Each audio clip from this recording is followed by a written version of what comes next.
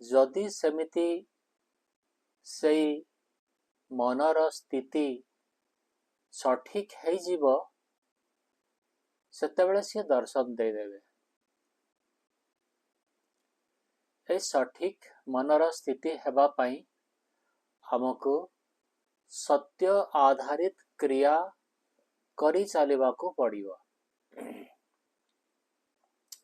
सेटा भी प्रभुंकर दया भावरे आमर कृतज्ञतार पात्र से प्रभु को सुमरणा करी हमें करी चलिबा। जदि सेथिरे मो करूछि मो सही परिवर्तन करूछि एई भावनाटा आसीगला सेठू आमर अहंकार नामक गोटे तत्व सी काम करिगला। तीनोटी तत्व आभ्यंतरीण अटे। गोटे हला मन, आ गोटे हला बुद्धि, आ गोटे हला अहंकार। ए अहंकार तत्वटा आमको अत्यंत उपयोगी अटे। एई पदार्थटा सेथिपाई आमको जोड़ा जाइछि कि आमे मो अछि एई अनुभव आमे करि पारिबा। मो अछि एई अनुभव रु अन्य समस्त विषय प्रारंभ होछि। अनेक प्रकार रे एई आभ्यंतरीण तीनोटी साधन को व्याख्या करा जाए। आउ आजी आमे आमर एई तीनोटी साधन केमिति सृष्टि हैला बा अन्य 18टी आमर सूक्ष्म शरीरर साधन केमिति सृष्टि हैला सेई विषय रे किछि कथा आमे रखिबा। प्रथम कथा हैला कि किछि नथिले आपण गोटे जिनिस बनै पारिबेनी। जिनिस को बनेवा पाई आपणकर किछि उपादान दरकार। जेमिति कि रोटी बनेवा पाई किछि अटा दरकार। सेटा गहम रो हो, मकार हो, ना बाजरार हो, किछि गोटे पदार्थ रोटी बनिवा पूर्वरु ही रहिबो। आपण केवल ताको कन्वर्ट करि पारिबे रोटी रे। आउ सेई कन्वर्शन प्रोसेस रे आपण किंबा अन्य जने चेतन सत्ता रहिबा दरकार। जदि कौनसी कन्वर्शन होउछि, जदि कौनसी परिवर्तन होउछि, जदि द्रव्य नुआ नुआ बनी चालिछि ताहले से नुआ द्रव्य को बनेवा पाई जने चेतन व्यक्तित्व आवश्यक अछि। सेटा आपण हेई पारंती किंबा परमात्मा भी हेई पारंती। मनुष्य, पशु, पक्षी, कीट ए समस्ते हेई पारंती किंबा एमाने जदि हेई नाहंती ताहले आउ गोटे सत्तार अनुभूति आमको रखिबा को पड़िबो मनरे। सेथिरे परमात्मा भी सिद्ध होउछंती आउ जगतर उपादान कारण प्रकृति भी सिद्ध होउछि। जेमिति कुहा हैला कि प्रकृति रु आपण अन्य समस्त जिनिस परमात्मा बनैले। तो प्रकृति रु प्रथम पदार्थटा कौन? सेटा कहंतु मो साथी रे महतत्व। एई महतत्व रो आउ गोटे नाम अछि। आउ गोटे नाम हैला बुद्धि। तो एई महतत्व वा बुद्धि एटा प्रथम पदार्थ जोटा कि प्रकृति रु बाहरिला। प्रकृति कौनसी वस्तु, कौनसी आखि, कौनसी आमर सेंस द्वारा किंबा कौनसी हिसाब रे भी सेंस करी हबनी प्रकृति को। सेथिपाई तार ना आउ गोटे अछि अलिंग, माने सेथिरे तार अवस्थिति थिले मध्य कौनसी तार लक्षण नाही। लिंग माने लक्षण, सेटा लिंगहीन हिसाब रे तार कौनसी लक्षण नथिबारु आमे ताको जानी पारिबानी प्रकृति को। आउ सेटा सत्वर स्तम्र साम्य अवस्था। तापरे से सत्वर स्तम्र साम्य अवस्था प्रकृति रु महतत्व बा बुद्धि बाहरिला।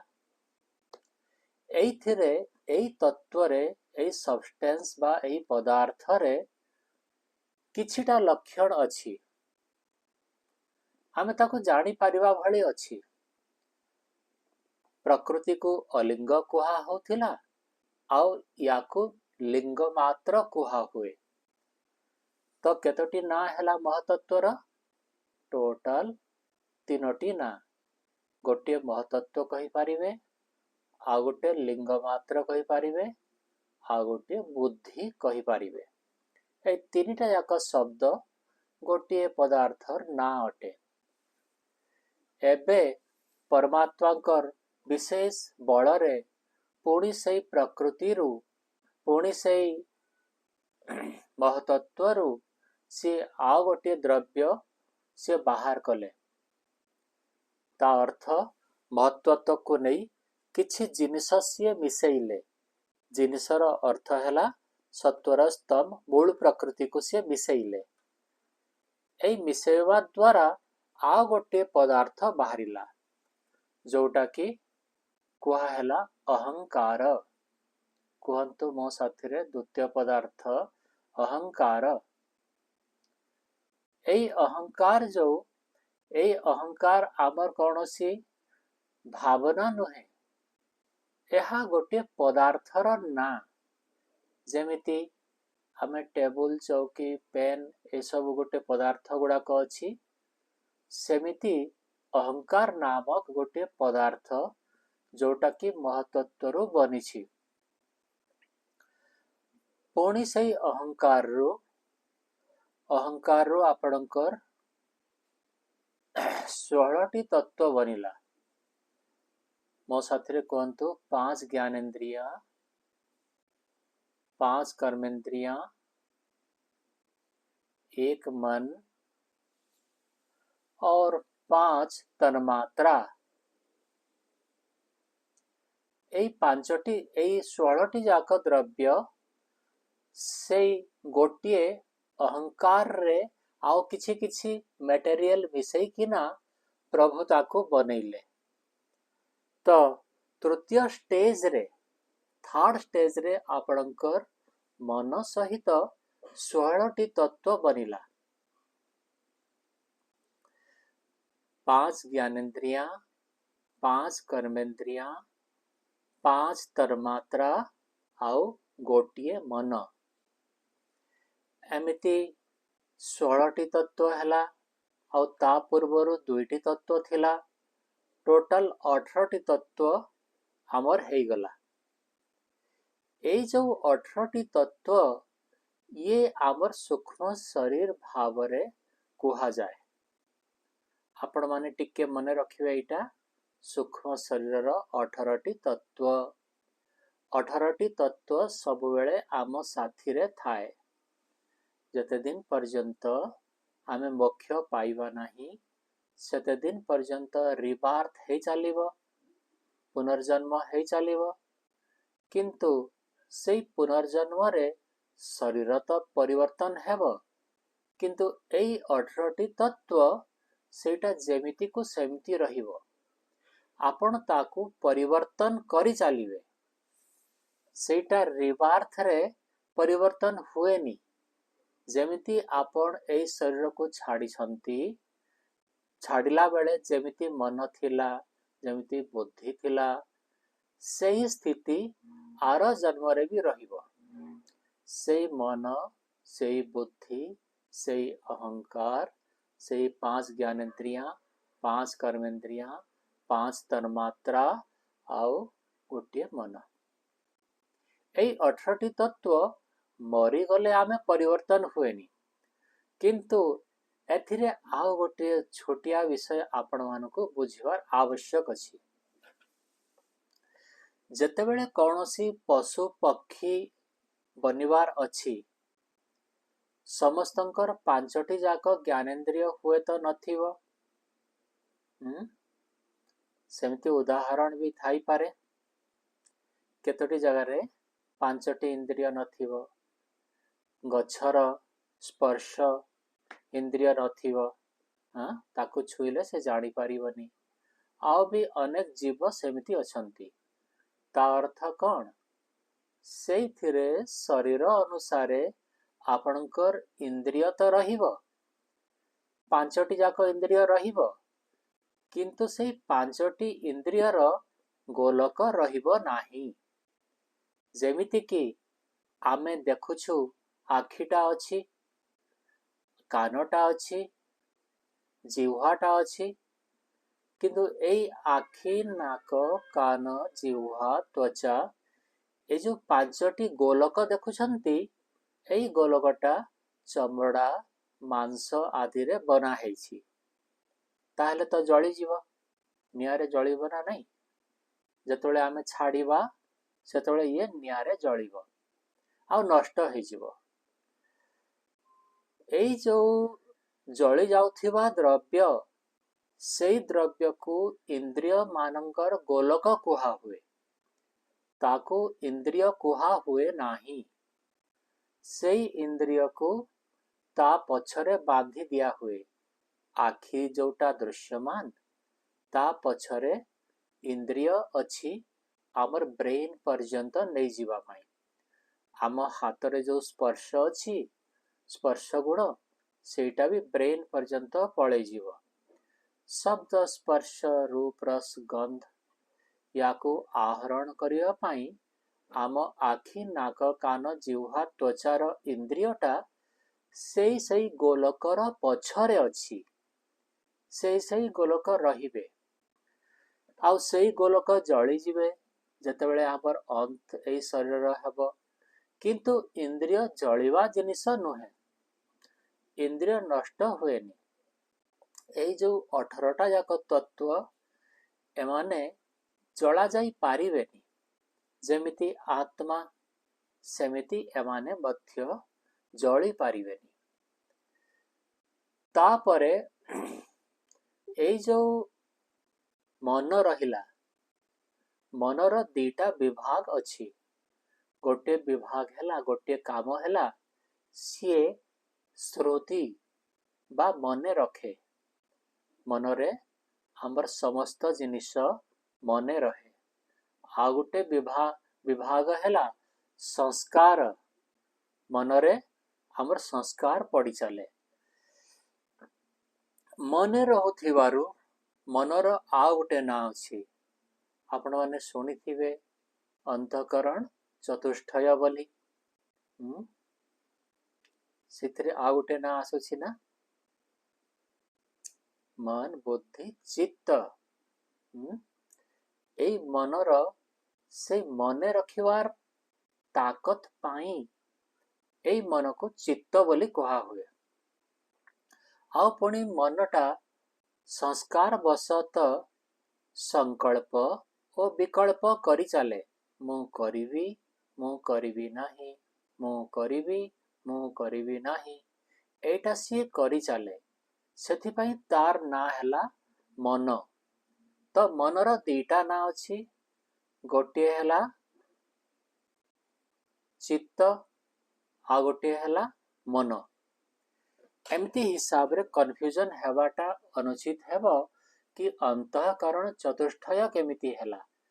4ଟି, ଏଠି ତ 3ଟିର ଏକ୍ଜିଷ୍ଟେନ୍ସ ଆମର ଦର୍ଶନ ଶାସ୍ତ୍ରରେ ଅଛି କି ମନ, ବୁଦ୍ଧି ଆଉ ଅହଙ୍କାର। ଏଇ ମାତ୍ର 3ଟି ଏମାନେ ସୂକ୍ଷ୍ମ ଶରୀରରେ ଆମ ସାଥିରେ ରହନ୍ତି। ଏବେ ଆଉ ଟିକିଏ ଆଗକୁ ଯିବା। ଏବେ ସୂକ୍ଷ୍ମ ଶରୀରର ଆମର 18ଟି ତତ୍ତ୍ୱ ଆପଣମାନେ ଜାଣିଗଲେ ବୋଲି ମୁଁ ଭାବିବି। ଏବେ ଆଉ ଟିକିଏ आग को जीवा कि एठी 5 तन्मात्रा बनिछि कुआ हला 5टी तन्मात्रा ज्ञानेन्द्रिय आउ कर्मेन्द्रिय 5टी तो आपण माने बुझुछंती किंतु 5टी तन्मात्रा कौन एई तन्मात्रार काम कौन एई 5टी तन्मात्रा शब्द स्पर्श रूप रस आउ गंध शब्द तन्मात्रा स्पर्श तन्मात्रा रूप तन्मात्रा रस तन्मात्रा और गंध तन्मात्रा एमिति 5टी द्रव्य 5टी तन्मात्रा कौथिरु बनिछि कहंतु आपण माने अहंकार ठु मने पड़िला अहंकार ठु बनिछि एई 5टी तन्मात्रा अहंकार ठु टोटल 16टी द्रव्य बनिला 16टी पदार्थ बनिला तो यही जो शब्द स्पर्श रूप रस गंध तन्मात्रा आदि रहिले यही तन्मात्रा रु 5टी द्रव्य बने सेटा हला क्रमान्वय रे मन रखिबे आकाश वायु अग्नि जल और पृथ्वी ए जो 5टी द्रव्य रहिला या परे आउ सृष्टि बनेवा कार्यक्रम एते पर्यंत रहिला या परे आउ कौन से नूतन द्रव्य बनिनी बुझी होछि एबे ए जो 5टी द्रव्य अंतरे आकाश वायु अग्नि जल पृथ्वी बनिला या परे आउ नवा द्रव्य बनिनी आउ एई आकाश वायु अग्नि जल पृथ्वी को नहीं किना सारा सृष्टि बनिछि काठ भी बनिछि पत्थर भी लोहा भी चून भी डायमंड गोल्ड जेते वायु आकाश सबु ए 5टी द्रव्य रे ए सारा संसार बनिछि मो साथे आउ थरे कहि दियंतु आकाश वायु अग्नि जल और पृथ्वी एमिति हिसाब रे 5टी द्रव्य आमर अंतिम द्रव्य हिसाब रे कहा हुए अंतिम पदार्थ आउ पुणी सेई पदार्थ राउ मॉडिफिकेशन हैनी सेई पदार्थ गुडा को जॉइंट कर दिया हैला डिफरेंट प्रोपोर्शन रे जॉइंट कर दिया हैला किछि आकाश निया हैला किछि वायु निया हैला सेमिति करिकि ना 5टी पदार्थ को आमे सम्मिलित करी सारा दुनिया प्रभु बनैले एबे आउ गोटे तन्मात्रार गुण विषय आपण जानंतु मार पेटरे माँ जहा खाइले सेटा छुआ पाख को केमिति जाए तार तो पाटी हैनी जीभ हैनी नहीं कि कौन सी डाइजेस्टिव कैनाल हैनी किंतु से जो शिशु बा प्रारंभर भ्रूणटा सी कौठु पुष्टि माठु पुष्टि पाइबो किंतु ताकू केमिति संग्रह करिवो सेटा एथरे शास्त्र लिखा हिची कि ब्लॉटिंग पेपर रे जेमिति इंक को आमे ग्रहण करिनो इंक रहिबो आउ ता ऊपर ब्लॉटिंग पेपर देले से इंक को सी शोषि नेबो सेमिति एई तन्मात्रा गुड़ाक अटे जदि आमे ब्लॉटिंग पेपर भली तन्मात्रा को देखिबा ताहेले सेई शब्द स्पर्श रूप रस गंध तन्मात्रा गुड़ाक एई 5टी जिनिस को सेमाने नहीं जानती को 5टी जिनिस सेमाने हेले आकाश वायु अग्नि जल और पृथ्वी को नहीं चलती सेमिति नहीं नहीं से छुआटा बढ़े माँ जहा खाइब से 5टी जाक जिनिस तार को सी एब्जर्व करे से भ्रूणटा आ सी बढ़े तो एबे सूक्ष्म शरीर रे केतोटी तत्व अछि कहंतो सूक्ष्म शरीर रे 18टी तत्व अछि हला। आउ प्रथम तत्वटा कौन? महतत्व। द्वितीय तत्वटा कौन? अहंकार। तृतीय तत्व गुड़ाक कौन? 16टी तृतीय तत्व। 5 ज्ञानेन्द्रिया, 5 कर्मेन्द्रिया, एक मन और 5 तन्मात्रा। पुणी तन्मात्रा रू पुणी जो 5 तन्मात्रा तार नाम कौन? शब्द, स्पर्श, रूप, रस और गंध। 5टी तन्मात्रा हेले यही 5टी तन्मात्रा रू पुणी अंतिम पदार्थ बाहर कले प्रभु, तार ना कौन हैला? आकाश, वायु, अग्नि, जल और पृथ्वी। एबे आपण माने क्रमान्वये एथिरे समस्त पदार्थ को पृथ्वीर आपण जानी पारिले बोली धरी नियंतु। या परे कौन कौन विज्ञान केमिति केमिति हिसाब रे उद्भावन करिछि। परमात्मांकर नियम अनुसारे पत्र गुड़ाक लक्ष लक्ष कोटि कोटि वर्ष रही केमिति कोयला हे जाती। कोयला पुणी केमिति ताने डायमंड रे परिवर्तन हे जाए। एई सबु नियम निर्धारित फिक्स्ड। एइटा आमे कहि पारिबा कि परमात्मांकर नियम। सेई नियामकंकर आउ गोटे विषय आज आमे चर्चा रे रखिबा। सी केवल संसार को बनै छंती एमिति नुहे। संसार को कौन पाई बनै छंती कि आमको भोग आउ अपवर्ग देवे। गोटे सूत्र रे एटा कुआ हेछि भोगापवर्गार्थम दृश्यम। आमे आम कर्म फल को भोग करिवा आउ पुणी अपवर्ग को प्राप्त करिवा पाई ए संसारटा साधन अटे। तो ए साधन को आमे जदि मिथ्या दृष्टिकोण रे देखिवा, साध्य भाव रे देखिवा, जदि एटा साधन ताहले मो ताको साधन हिसाब रे देखिवा उचित थिला। किंतु मु धरंतु ताको सुख पाइवा साधन बोली भाबीबी, सेठी गड़बड़ हे जाउछि। एटा कौन पाई साधन? भोग ओ अपवर्ग बा मोक्ष। अपवर्गर अर्थ हैला मोक्ष प्राप्ति। तो ए जो भोगापवर्गार्थम दृश्यम, दृश्यम रो अर्थ ए सारा संसार, ए शरीर। ए शरीरटा भी आमर संसार रो खंडे माने उपादान गोटिए। एटा भी तो आकाश वायु अग्नि जल पृथ्वी रे बनी छी ना। सेथि पई संसार रे ए शरीरटा भी जोड़ा है छी।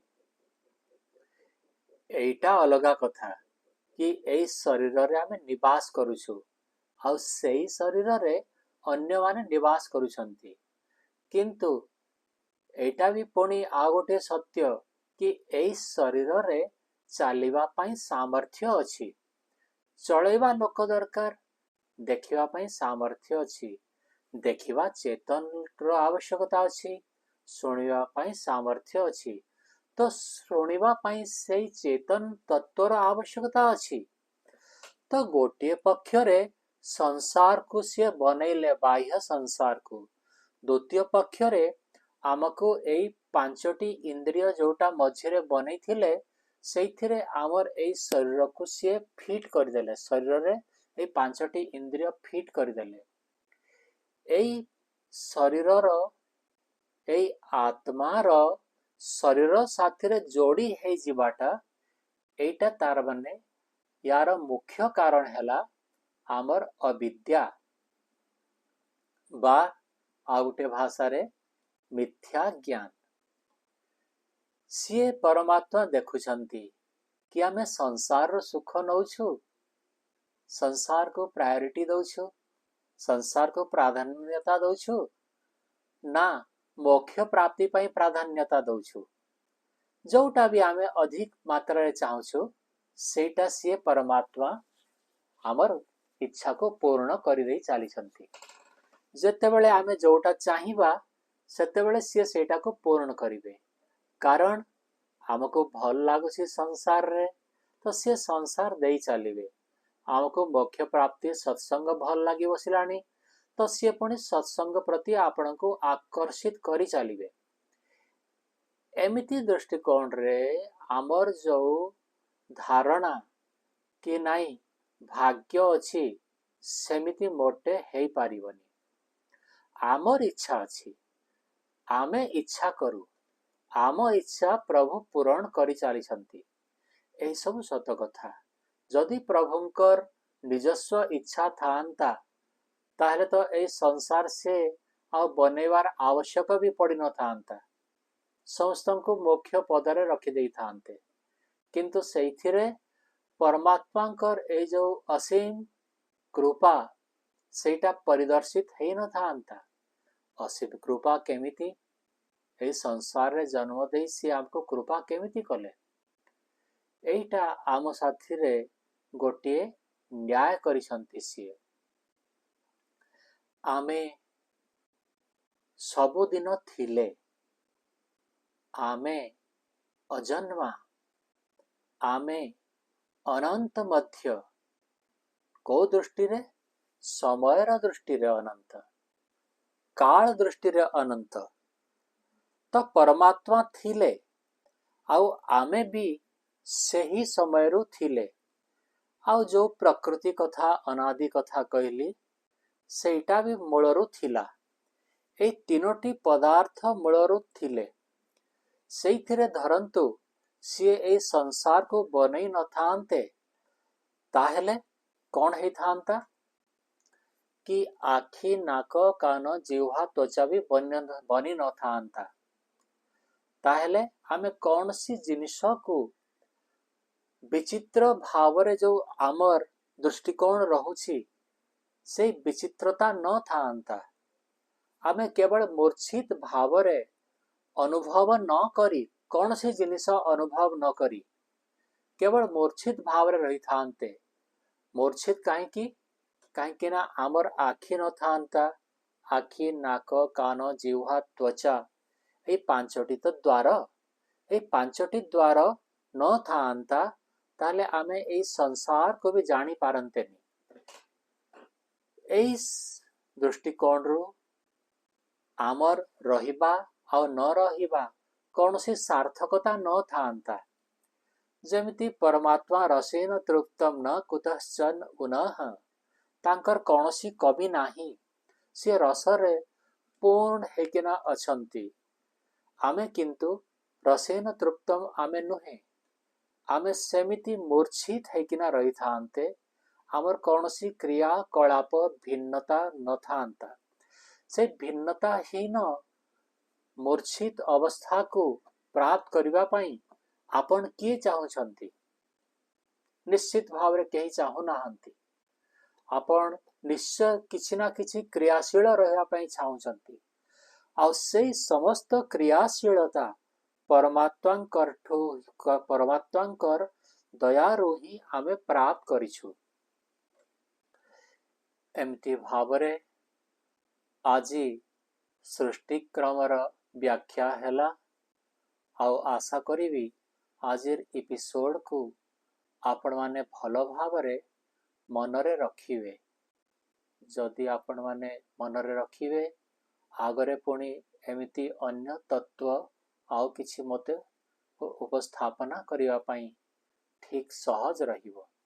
ସମସ୍ତଙ୍କୁ ଧନ୍ୟବାଦ। ଆଉ ଏବେ ଆମେ ଶାନ୍ତି ପାଠ